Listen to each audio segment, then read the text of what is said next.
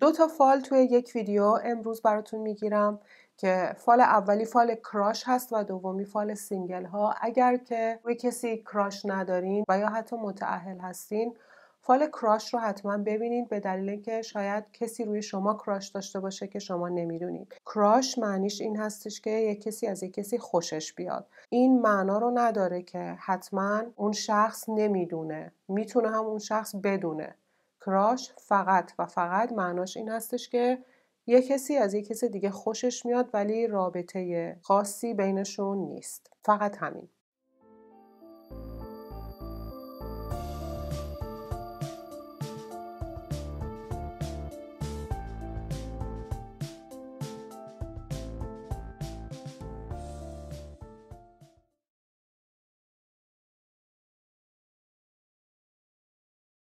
سلام دوستان عزیز، من پویا هستم و این کانال فارسی تروت هست.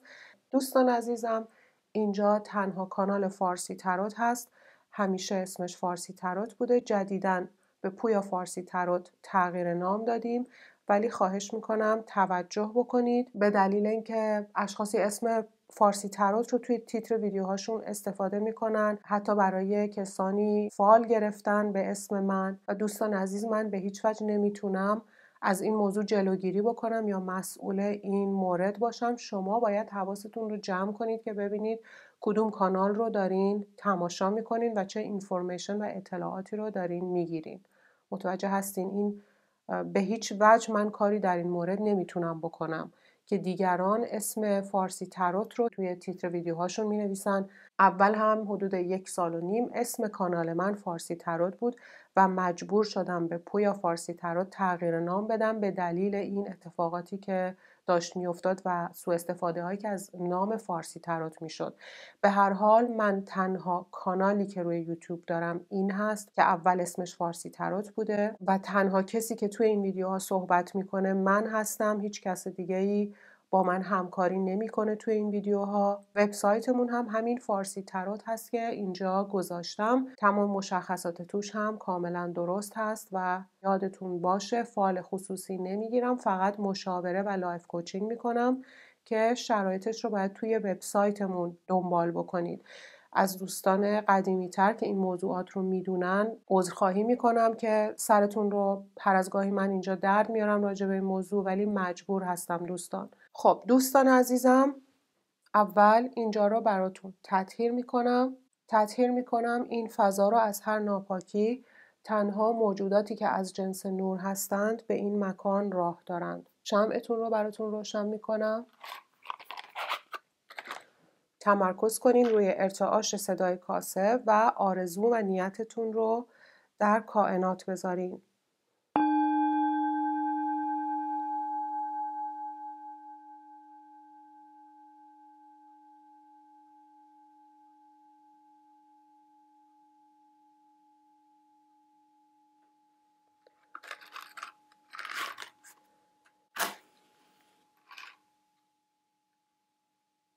این شمع رو روشن میکنیم برای موفقیت، سلامتی، خوشبختی و به تحقق پیوستن همه آرزوهای خوب شما و عزیزانتون.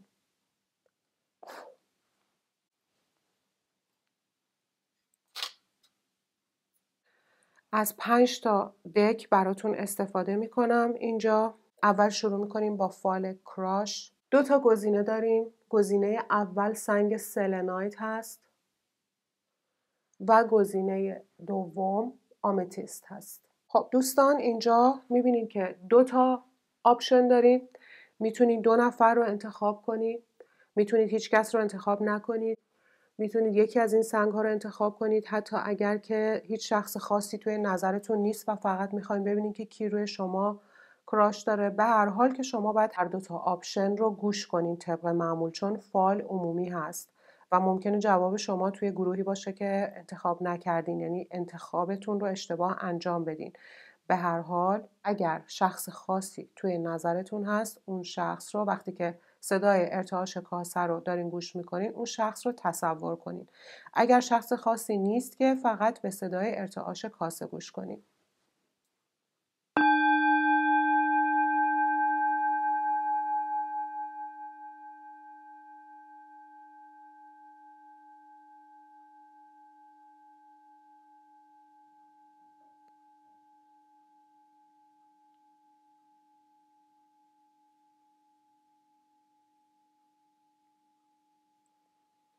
انتخابتون رو بکنین.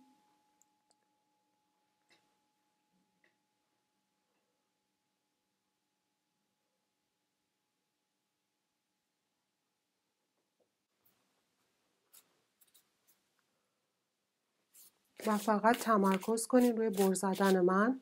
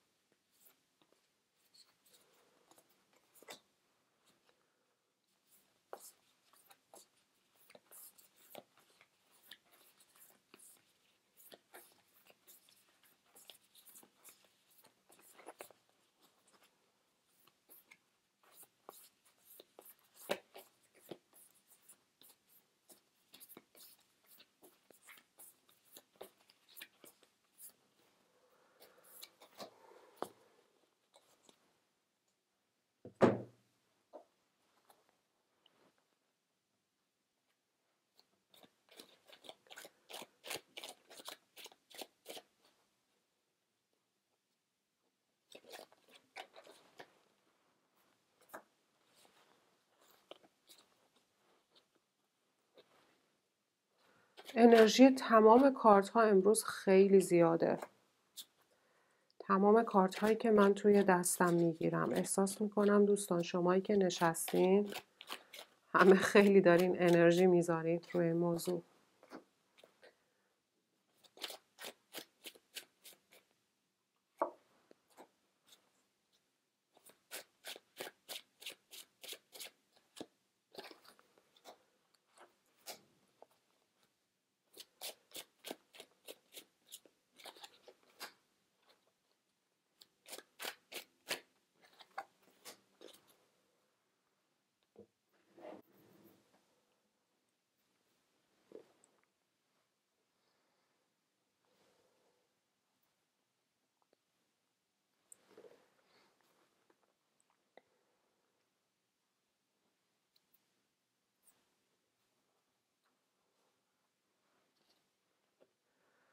خب دوستان شروع میکنیم با سلنایت.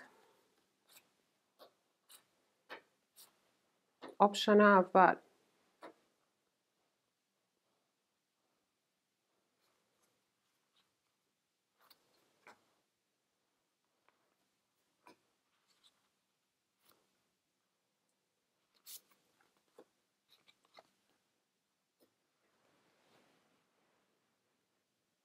این برای گروهی در اومده که روی شخص خاصی شما کراش دارین. ببینید که آیا این شرایط به این شکل هست. آیا این شخص شما رو یاد کسی میندازه که به شما یک احساس خاصی میداده قبلا؟ یا آیا این احساس خاص رو قبلا نسبت به کسی دیگری هم داشتین خیلی و الان نسبت به این شخص دارین؟ من چیزی که دارم اینجا میبینم دوستان عزیز، ببینید این شخصی که شما روش کراش دارین رو شما خوب نمیشناسین. آدم حیله‌گر و حقه‌بازی هست. اگر که شما به این شخص ابراز علاقه بکنید از شما سوء استفاده خواهد کرد. دنبال آدمایی هستش که دل خوبی دارن و ساده هستن.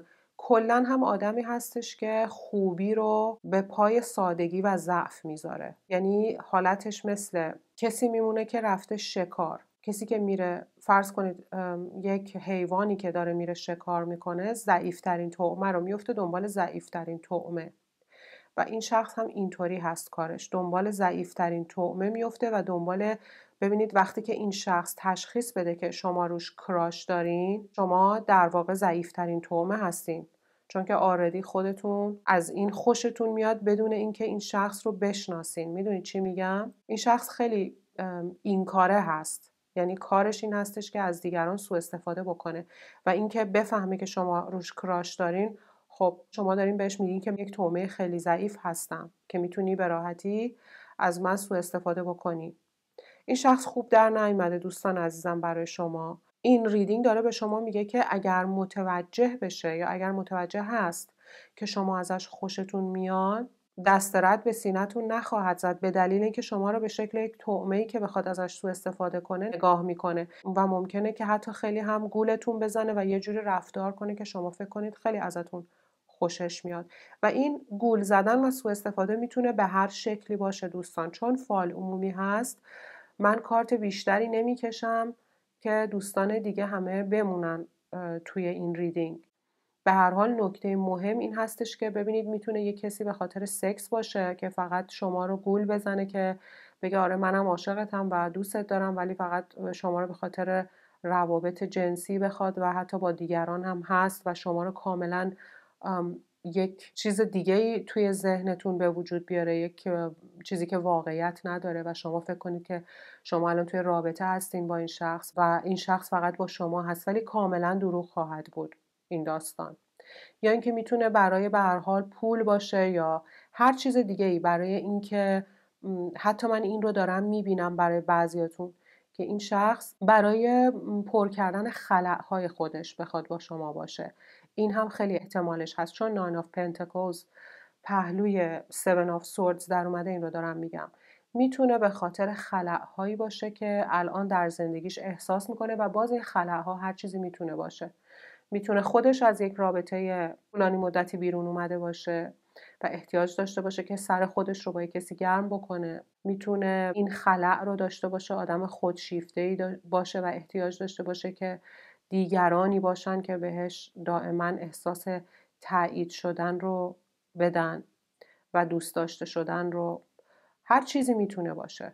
به هر حال ببینید اگر این شخصی هستش که یک حسی رو در شما به وجود میاره که شما رو یاد شخصی یا اشخاصی در گذشته میندازه، یا همون حسی که شما قبلا به شخصی یا اشخاصی در گذشته داشتین که دقیقا مثل همین حسیه که الان به این شخص دارین، این حس رو به خاطر میارین الان که من حرف رو به شما میزنم، این نشونش هست، نشونه این شخص هست. یک نشونه دیگهش این هستش که اگر شما این شخص رو خوب بشناسین میبینین که خیلی آدم فوق‌العاده انتقادگر و قضاوتگری هست. ذاتاً اینطوری هست، اخلاقش این هست، هم دیگران رو انتقاد میکنه زیاد، همین که ممکنه خود شما رو ازتون انتقاد کنه یا حتی خودش رو. انتقادگر و قضاوتگر هست. این ریدینگ داره به شما میگه که ولی اصلا ناراحت نباشین. شما اگر که ببینین این کارت هست که میگه که این شخص شما رو متاسفانه مثل دیگران میبینه، مثل دیگرانی که همه دیگرانی که براش هیچ ارزش خاصی ندارن، ولی اینکه این شخص که انقدر کور هست چشم دلش شما رو اینطوری ببینه چیزی از شما کم نمیکنه، چون این واقعیت نداره. یادت باشه همیشه واقعیت این هستش که تو کائنات هستی. و این کارت زیبا داره میگه که هیچ دوتا گل حتی مثل همدیگه نیستن، یکی نیستن، ولی همشون، تمام گلها هم زیبا هستن در ستایل خودشون، به شکل خاص خودشون. و همین که این شخص همه رو مثل هم میبینه نشون دهنده این هستش که خودش چقدر آدم گمراهی هست و چقدر دیدگاه اشتباهی داره. و این کارت زیبا داره میگه که اگر که از این دوستان عزیز از این موضوع الان ناراحت شدین، چند تا پیغام براتون اومده. یکی اینکه با حضور در لحظه، موقعی که هر کاری داری میکنی، صلح و آرامش رو در وجود خودت احساس بکن. این تمرین رو بکن. از همین الان شروع کن. مثلا وقتی که داری لباسهایش که شسته شده رو تا میکنی، وقتی که داری به گیاهان آب میدی، وقتی که داری چای درست میکنی، وقتی که داری ظرفها رو میشوری، وقتی که این کارهای روزمره رو داری میکنی، وقتی که حضور داشته باشی، احساس خرد و آرامش و صلح عمیق و واقعی رو در وجود خودت حس میکنی و بهش قدرت میبخشی. و باز این کارت زیبایی که اینجا داریم میبینید، کارت نوستالژیا، میگه که حضور در اینجا داشته باش. اینجا میبینید چقدر این کارت زیبا هست. این دوتا دوست با هم دیگه رفتن بیرون، نشستن دارن یه نوشیدنی میخورن. جای این هستش، زمان این هستش که واقعا با هم دیگه لذت ببرن.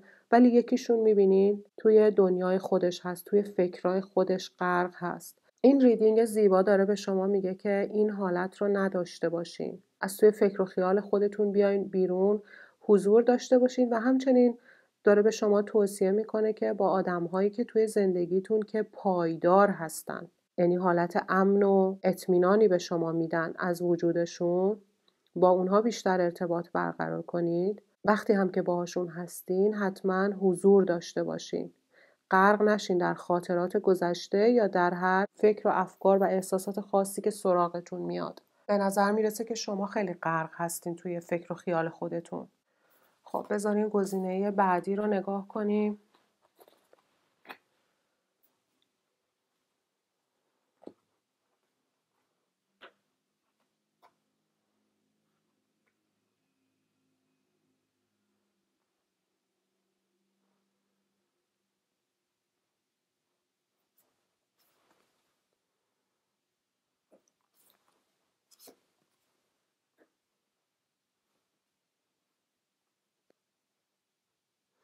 دوستان عزیز، در این گزینه من دارم یک شخصی رو میبینم که روی شما کراش داره، یعنی دلش میخواد که با شما باشه و شما رو هم داره روی صفحات مجازی یا به هر شکلی یه جورایی داره زاغ سیاه شما رو چوب میزنه. این شخص از شرایط ناگوار یا سلامتی، یعنی اینکه بیمار بوده، بیماری داشته، یا اینکه از نظر مالی در شرایط بدی بوده. این کارت 6 شمشیر که اینجا میبینید که داره روی آب میاد، این شخص داره از این شرایط ناگوار داره بیرون میاد، در حال بیرون اومدن هست یا اینکه به تازگی بیرون اومده.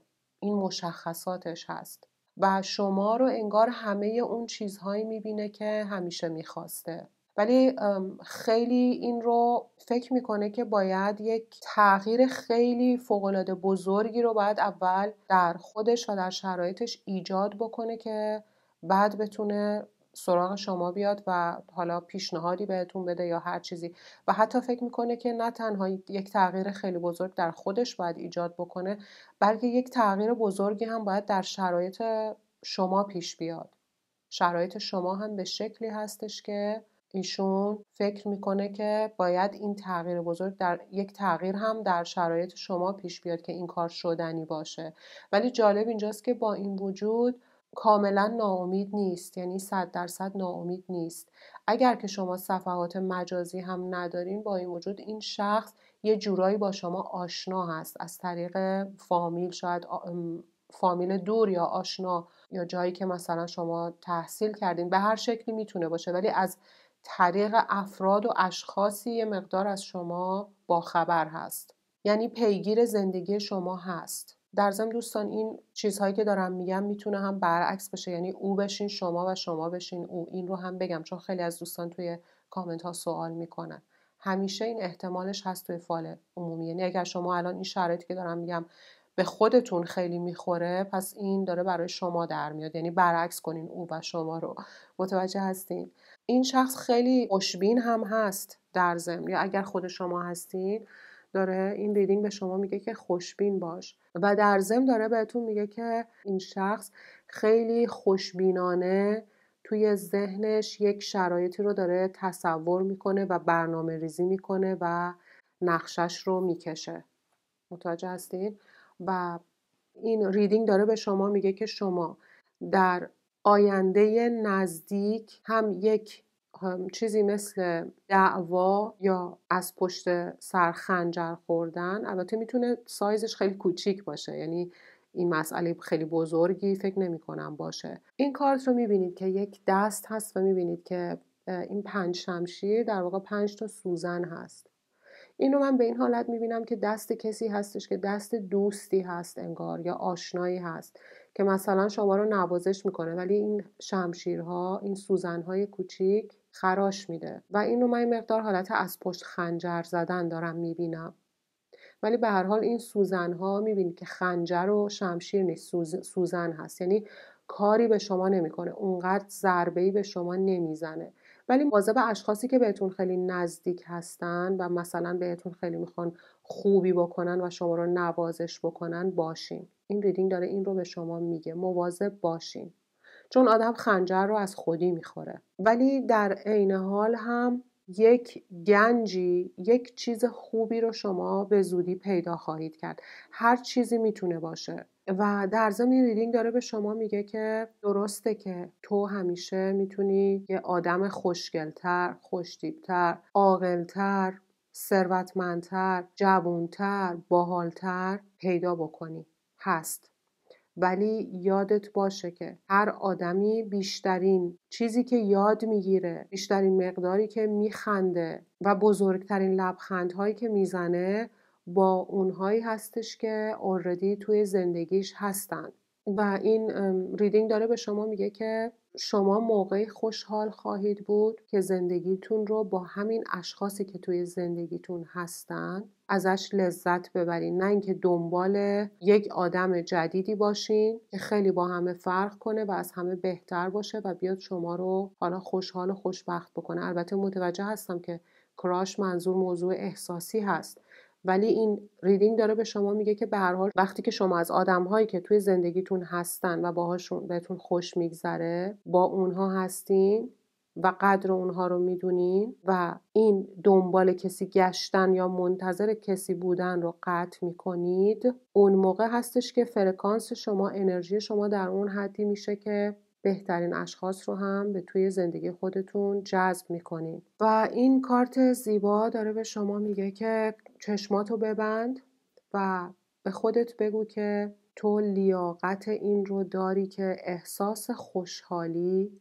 و لذت بکنی. تو میتونی اجازه بدی که لذت توی زندگیت بیاد بدون توجه به شرایط خاصی که الان داری. به هر حال این شخصی که روی شما کراش داره دوستان اونقدر خوشبین هستش که به سراغ شما خواهد اومد یا این مسئله رو به هر حال یه جوری علنی خواهد کرد و انگار که حس میکنم از شما هم بخواد که اون تغییر خاص رو توی زندگیتون به وجود بیارین که بتونین با هم باشین و دیگه این دست شما هستش که چه تصمیمی بگیرین. خب دوستان عزیز، من کارت ها رو برمیگردونم توی دک ها، چون از همین دک ها میخوام دوباره استفاده بکنم. خب دوستان، میریم برای فال سینگل ها. باز شما دوباره همین دو گزینه رو دارین. گزینه اول سلنایت هست و گزینه دوم آمیتیست هست.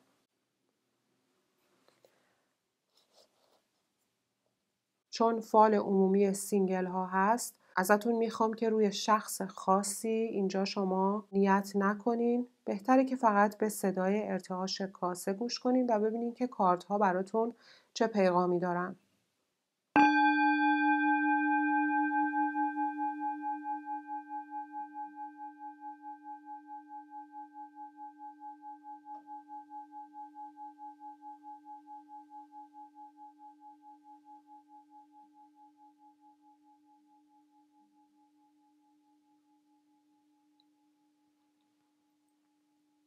خب دوستان، از این دو گزینه میتونید یک گزینه رو انتخاب کنید و میتونید هیچ کدوم رو انتخاب نکنید. به هر حال به هر دو گوش کنید و ببینید کدوم به شرایط خاص شما بیشتر میخوره و همون رو برای خودتون برداشت کنید.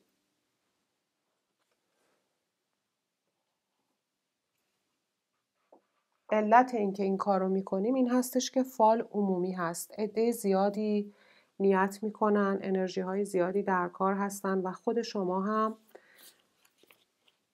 چون که پیش من نشستین، در اینجا حضور ندارین و فقط من و شما نیستیم، احتمالش زیاد هستش که گزینه رو اشتباهی انتخاب کنید یا اینکه حتی جوابتون نصفش توی یه گزینه باشه و یه مقدارش توی گزینه دیگه. به هر حال درسته که این موضوع یک مقدار گیج کننده هست، مخصوصا برای کسی که تازه شروع کرده.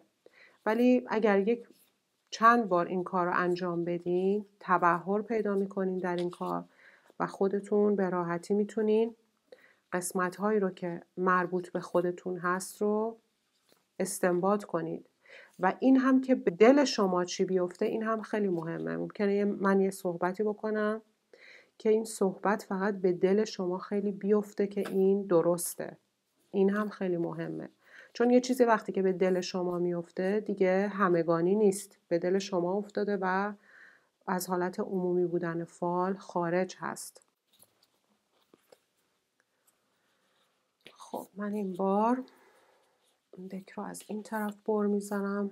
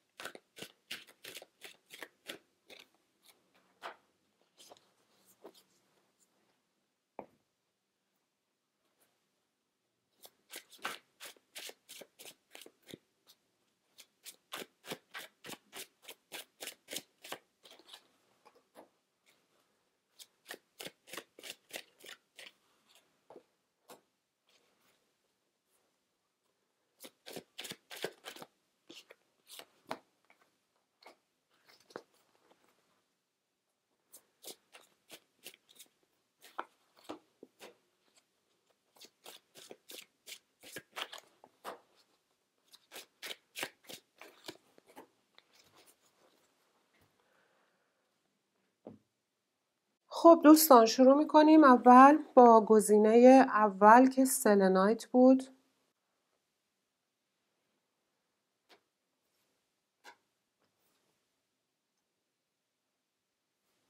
دوستان عزیز من دارم اینجا برای شما میبینم که این کارت رو ببینین، میگه که پرنسس تو میتونی شوالیه خودت باشی.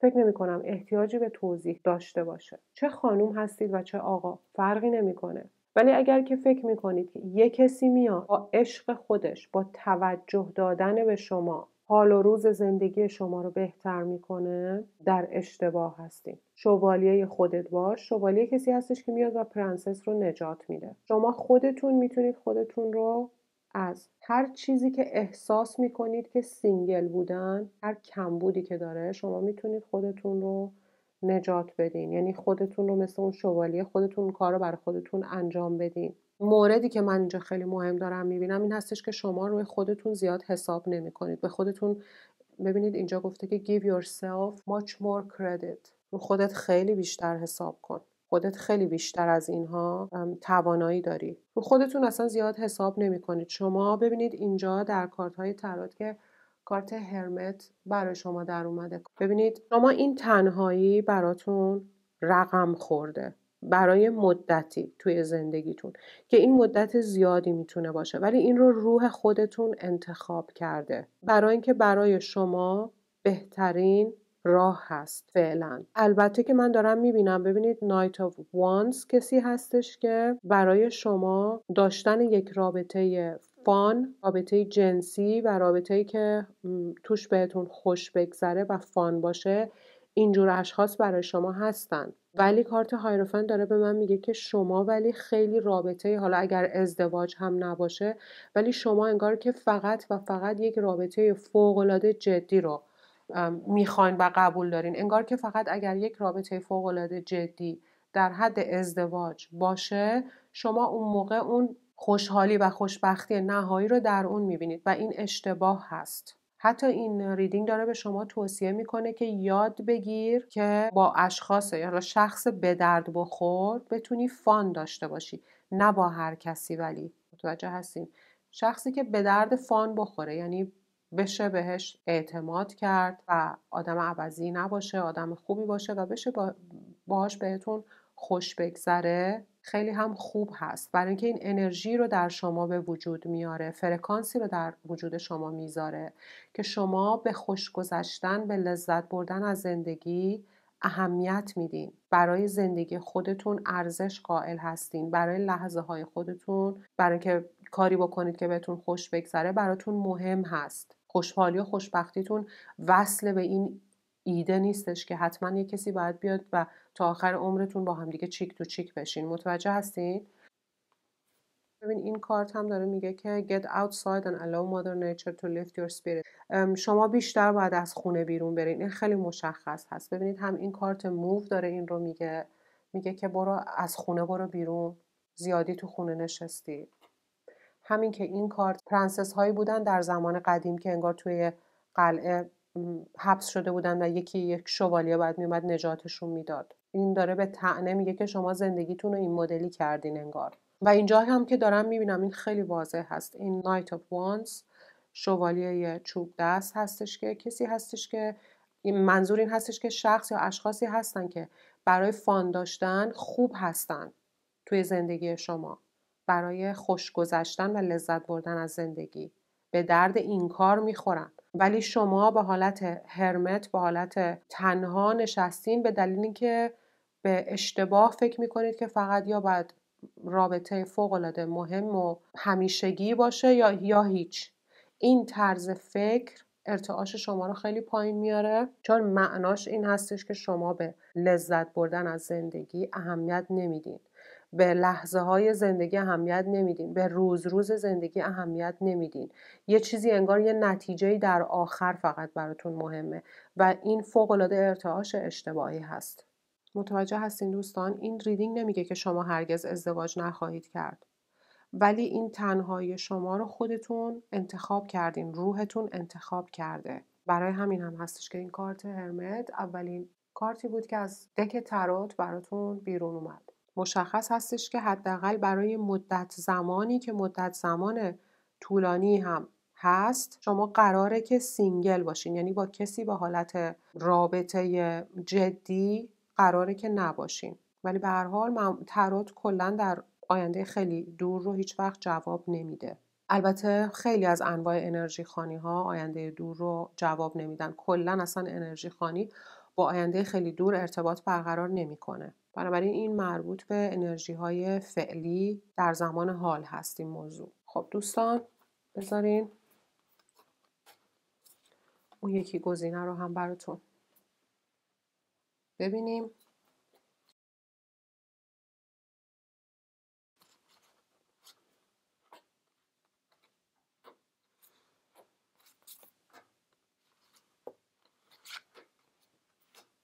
ببینید اینجا ولی خیلی واضح‌تر به شما توصیه کرده که از رابطه جنسی لذت ببرین. البته منظور میدونید که اصلا این نیستش که با هر کسی که از راه رسید رابطه جنسی داشته باشین. اصلا ما در اسپریچوالیتی، در معنویت این رو قبول نداریم، چون که انرژی شما تداخل پیدا میکنه و این پشت این هم همین رو داره میگه که رابطه جنسی، سکس باید به این شکل باشه که با روح همدیگه هم ارتباط برقرار بکنید. ولی این ریدینگ داره میگه که شما یک چیزی رو خیلی اشتباه گرفتین. فکر میکنید که اگر که قراره که با شخصی که رابطه جنسی دارین با روحش واقعا ارتباط برقرار کنید و بهش به عنوان یک انسان، به عنوان یک روحی در سفر احترام بذارین، مفهومش این نیستش که حتما باید شما با این شخص رابطتون یک رابطه جدی و ابدی باشه، مثل ازدواج یا به هر حال رابطه خیلی جدی. متوجه هستین؟ داره شما رو متوجه این موضوع میکنه، چون این ریدینگ داره میگه که شخصی هستش که برای رابطه جنسی داشتن باهاش، شخص یا اشخاصی خیلی خوب هست، توی زندگی شما نور و روشنایی میاره این شخص، برای اینکه وجودش هم ارتعاش شما رو بالا میبره. ولی اگر باهاش رابطه جدی بخوان برقرار بکنید، دل شما رو خواهد شکست این موضوع و ضربه های بزرگی خواهید خورد، برای اینکه این شخص نمیخواد دلش رو به کسی بده، به دلیل اینکه خودش ضربه خورده در گذشته. و در ضمن این ریدینگ داره میگه که شما خیلی ها رو باید از زندگیتون خارج بکنید و فضای خالی ایجاد بکنید، حتی توی خونتون. و منو یاد ریدینگی میندازه که برای اسفند ماه گرفتم، پیش بینی اسفند، که راجب خونه تکونی در اومد. و این کارت هم ببینید، این کارت زیبا داره همین رو میگه، میگه فضای خالی ایجاد بکن توی زندگیت از هر نظر، هم آدم‌هایی که به درد نمیخورن رو کاملا خارج کن، هم اشیایی رو که ازشون استفاده نمی کنی. برای اینکه وقتی که این فضای خالی رو ایجاد بکنی، ببینید فضای خالی یک نیروی کشنده، نیروی مکش ایجاد میکنه. کلا اصلا یک قانون فیزیک هست که فضای خالی نیروی جذب و کشندگی زیادی داره. میگه که به خودت این هدیه فضا رو هدیه بده. این باعث میشه که شخص خاصی هم توی زندگیت خواهد اومد که دیگه سینگل نخواهی بود، یعنی با هم دیگه رابطه جدی خواهید داشت. و این شخص مشخصاتش کسی هستش که یک چیز خاصی رو در وجود شما تشخیص میده. شما یک ویژگی خیلی خاصی دارین، یک چیز خیلی خاصی در مورد شما هست که خیلی ها تشخیصش نمیدن، ولی این شخص تشخیصش میده و ازش صحبت میکنه. و این نشونه هست، این نشونه این هستش که این شخصی هستش که شما باهاش رابطه جدی خواهید داشت. ولی به هر حال این کارت زیبا اینجا، کارت خورشید، میگه که خودت خورشید رو دوباره توی زندگیت نقاشی کن، به زندگیت برگردون. میبینید چقدر کارت زیبایی هست. و این کارت هم صحبت است و این کارت هم داره صحبت از فضا میکنه. ببینید چقدر فضای خالی توی این کارت هست و فقط یک خورشید هست. چیزی که مهم هست فضای خالی هست و نور.